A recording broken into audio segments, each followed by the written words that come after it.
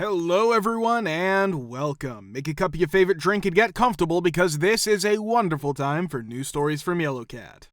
Send your own stories in the comments below and maybe they'll be in our new video. Subscribe to the channel if you're not subscribed yet, and let's get started. How quickly did you quit your last job and why? Part 8.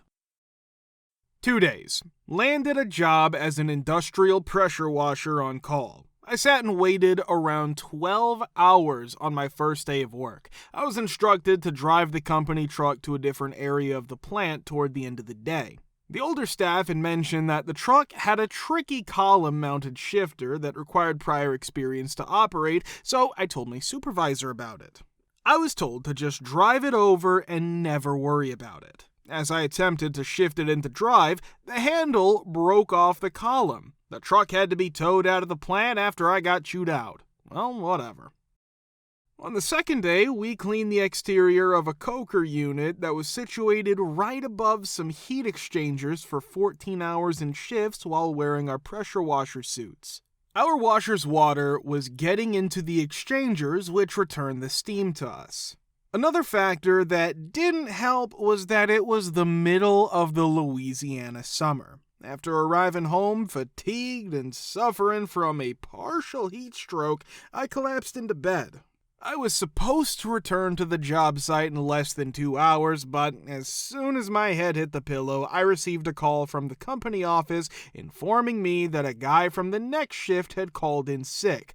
I couldn't say no because it was an on-call position. After giving it some thought, I told him to expect everything from me but be prepared to be let down. In my opinion, it was not worth $8 per hour. McDonald's for 2 months. Overall, the work was passable, but there was one too many straws. I was informed that there was a processing error 2 weeks prior to my resignation, which is why my paycheck didn't arrive. No worries, I reasoned, I'd get paid the following week. No. I had to go to a different office that was only open from 9 a.m. to 4 p.m. to pick up the check in person. I worked from 8 a.m. to 4 p.m. every day of the week, so I didn't get paid until my day off, which meant that my electricity bill was already past due. Then, a few days later, I had to make a small schedule adjustment. Since Saturday nights were the only times the other friends had off from work and the only opportunity we had to get together and do things, I requested not to be scheduled on those nights. My manager informed me that they couldn't accept the schedule change because it included a change in weekend availability when I said, hey, I'll work any other night other than Saturday. I should have quit at this point, but I had to accept the money, so I chose to stick with it. Thus, the day of H began when I arrived at work the very next morning at 6 a.m., which is why I quit.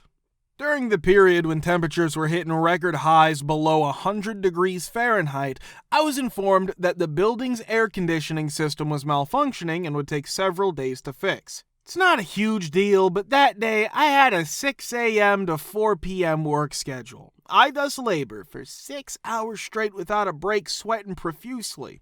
Hey, you can take a break at 1 p.m., was said to me. I stopped working at 1 p.m. in order to take a much-needed 30-minute break. My manager said, hey, someone called out, we need you to work another 20 minutes and then you can take your break, as I was leaving the building to go sit in my car.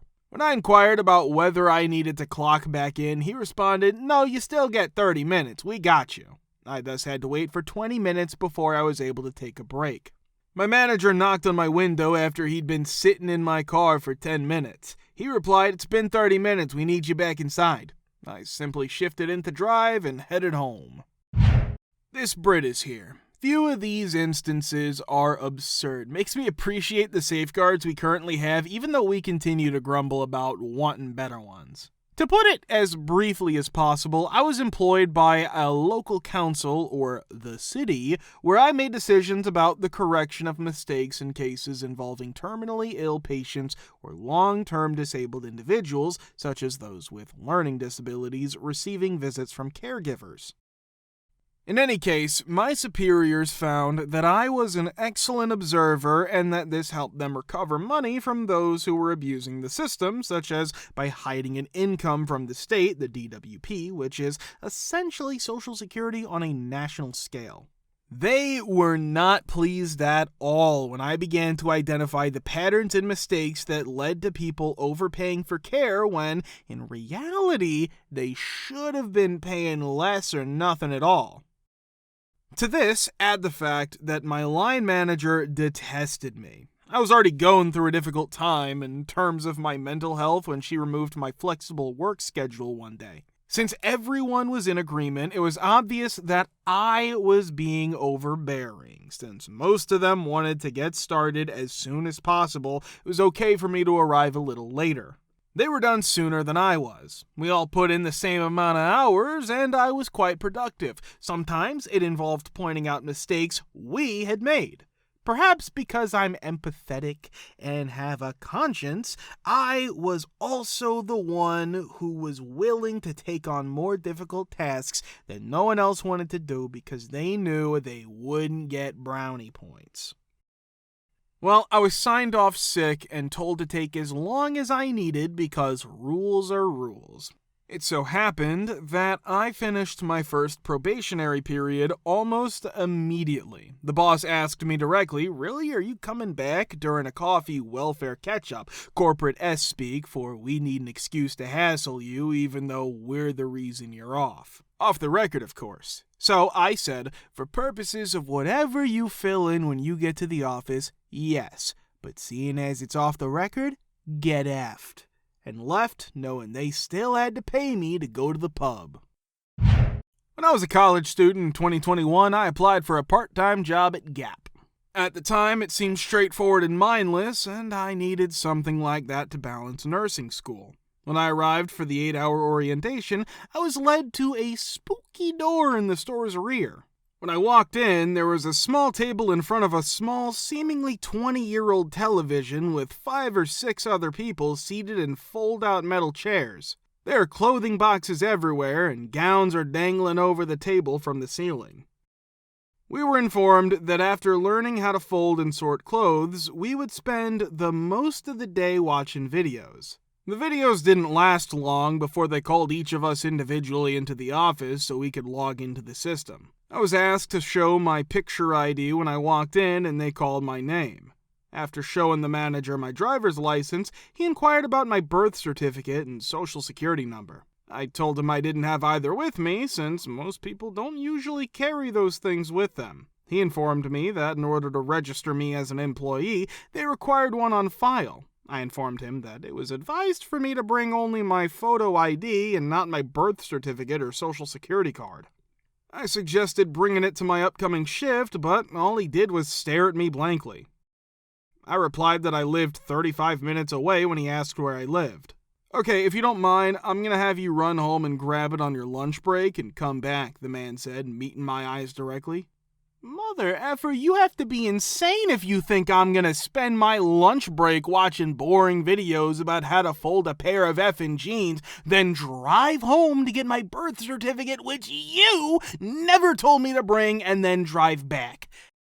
However, I concurred. I drove home after leaving, and I never returned. Didn't pick up when he tried to call. F off, Gaps Dean. I believe I spent roughly 2 hours working there. However, I did receive a $23 paycheck in the mail. It's quite nice. What was the most insane event that happened to you as a homeowner in an HOA, Part 8?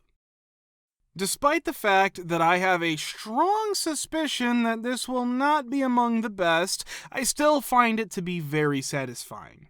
As a result of the new development and the departure of the builders, the HOA has now been completely established. HOA is a very vexing nuisance. No soliciting is a rule that they've established, which is great, I understand that, and it's not unusual. However, it does not make up for the previous annoyances that may have occurred.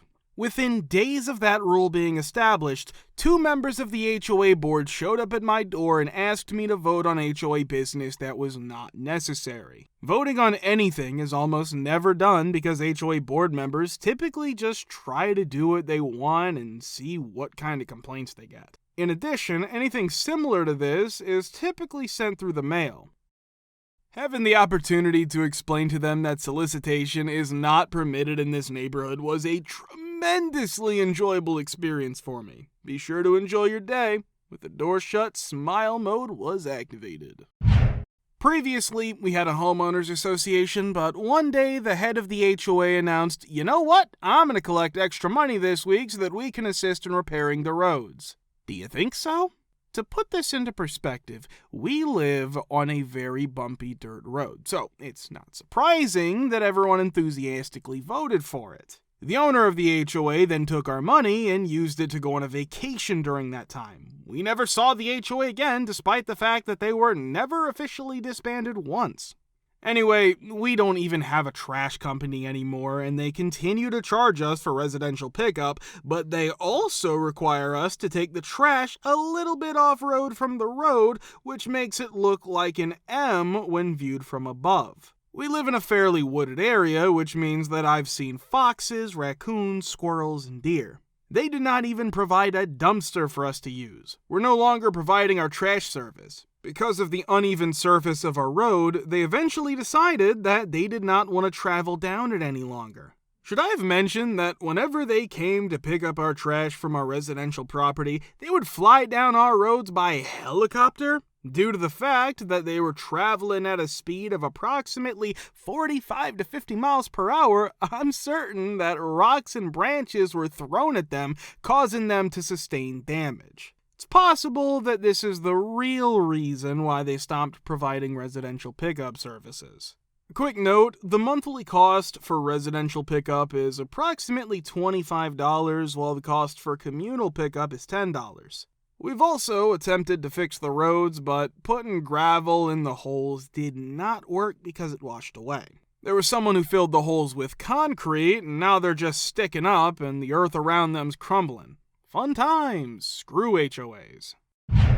It's not my own home that's the subject of my HOA experience. Rather, it is a home that I would frequently visit. The president of the association lived directly across the street from my significant other, and it seems that he did not have a lot of fondness for my car, a 2007 Hyundai Accent that was dented, but that's not his problem anymore. I was not permitted to park in the driveway, owing to the fact that it's unattractive, or on the street due to the fact that it poses a risk of fire. In order to get to his house, I had to either park my car on a different block and walk there, or he had to come and pick me up. On a few occasions, I arrived home from work late and wasn't in the mood to walk. Consequently, I decided to take the chance and park my car in the driveway. Not only did he receive a letter threatening a fine, but he also received texts first thing in the morning. Probably the most absurd aspect was that he was renting. In the case of the HOA, the individual who joined was the landlord. He just had the misfortune of dealing with Mr. President. These events took place in the middle of the 1990s. I had a condo in Las Vegas that I owned. Purchased it brand new and I lived in it. I'm unable to recall how long I'd been a resident of that location when I was sent a letter from the HOA requesting that I provide my address. I chose to disregard it. After a few weeks or so had passed, I was sent a letter informing me that I'd been fined $100 for failing to return the other letter. I paid a visit to the president of the HOA, so I went down to the office. In addition, I told him exactly this.